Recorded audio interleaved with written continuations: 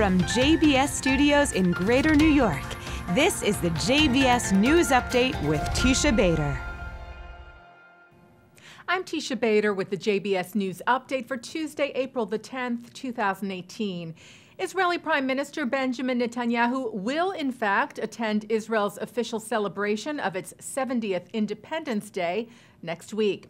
The Yom Ha'atzmaut ceremony is traditionally not attended by the Prime Minister so as to keep the event non-political, keeping the Speaker of the Knesset as the most senior Israeli official present. But after a week or so of disagreement over Netanyahu's stated desire to be at the event, it was decided today that the Prime Minister will be there to light a torch on behalf of all the governments of Israel since the founding of the state.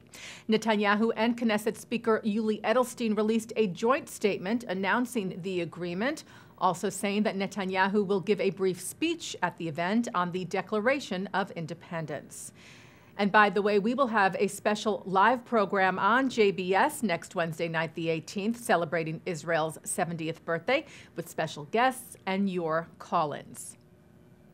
Today, a draft of a bipartisan bill is being introduced in the House of Representatives that would grant money to Holocaust education in schools.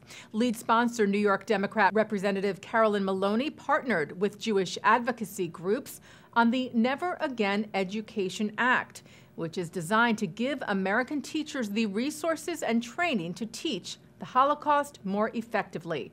Maloney announced the legislation today in New York City alongside representatives from B'nai B'rith International, the Hadassah Women's Zionist Organization of America, and the Association of Holocaust Organizations.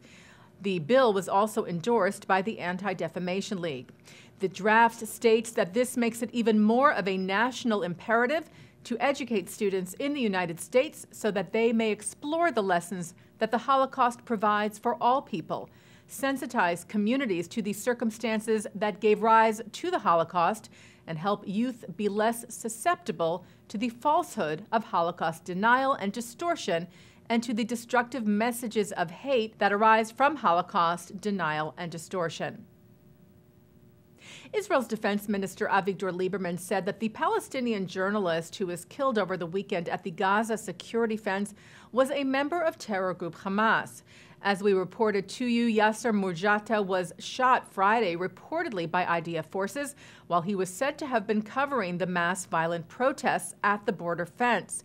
Lieberman told reporters today that Murjata has been on the payroll of Hamas since 2011 and claimed that he had used a drone to collect intelligence on Israeli forces along the border.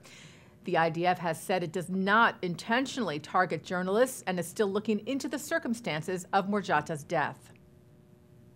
Tens of thousands of Christian pilgrims gathered in Jerusalem this past Saturday for the Holy Fire ceremony. The Easter celebration was held at the Church of the Holy Sepulchre in Jerusalem's Old City in a ceremony that is said to be the holiest event for the Orthodox Christian community. Worshippers have come to the church for the ritual for at least 1,200 years. Israel police secured the event and said it concluded without any incident. Israeli business daily Calculist reports that Nike has purchased an Israeli company to help custom fit their shoes. Invertex is based in Tel Aviv and is a fashion technology startup with technology that allows customers to scan their bodies and get size recommendations for shoes and clothes. Nike's chief digital officer, Adam Sussman, was cited by Calculist, saying that the acquisition of Invertex will deepen our bench of digital talent and further our capabilities in computer vision and artificial intelligence. Well, the Jewish world tomorrow, Wednesday, April the 11th, and Thursday, April the 12th, will mark Yom Hashoah, Holocaust Martyrs and Heroes Remembrance Day. Commemorative events are taking place here in the U.S. and around the world. In Israel, both Prime Minister Benjamin Netanyahu and President Reuven Rivlin will address the Jewish state's official ceremony, which takes place tomorrow evening at the Warsaw Ghetto Square at Yad Vashem, the world's Holocaust Remembrance Center in Jerusalem. We will have more for you on that ceremony tomorrow.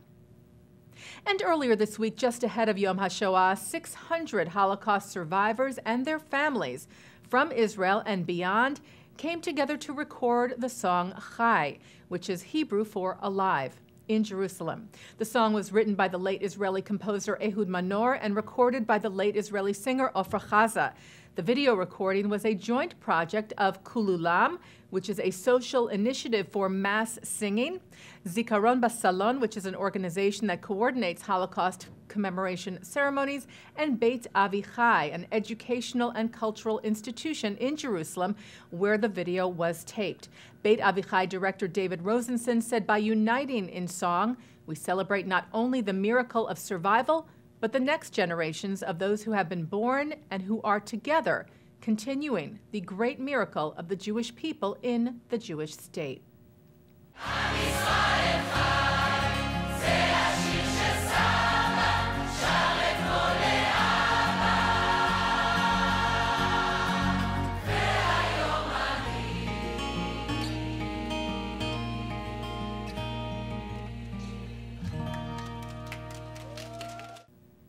And as we mentioned yesterday, most of our JBS programming tomorrow and Thursday will be for Yom Hashoah, though we do have some for you in our programming tonight as well. At 8 o'clock, author Laurel Leff talks about the coverage given to the Holocaust in the New York Times during World War II. At 8:30, NYU law professor Thane Rosenbaum talks about the tragic events of Kristallnacht, the Night of Broken Glass. And at 9, Mark Golub sits down with Ernie Michel, who lived through Kristallnacht. That's on L'chaim. At 10, we bring you the 75th anniversary Kristallnacht ceremony from Congregation Netivot Shalom in Teaneck, New Jersey. In other programming tonight, we bring you more from the Jewish Federation of North America's General Assembly at 7 and 7:30 with leading young Jewish philanthropists, and then Hollywood producer Mark Platt, who talks about how a story told at a Shabbat dinner table became a feature film. And coming up right after this newscast tonight at 6:34 Yom HaShoah, JBS presents a L'chaim with the late Elie Wiesel. And that's the JBS News Update for Tuesday, April the 10th, 2018. I'm Teisha Bader.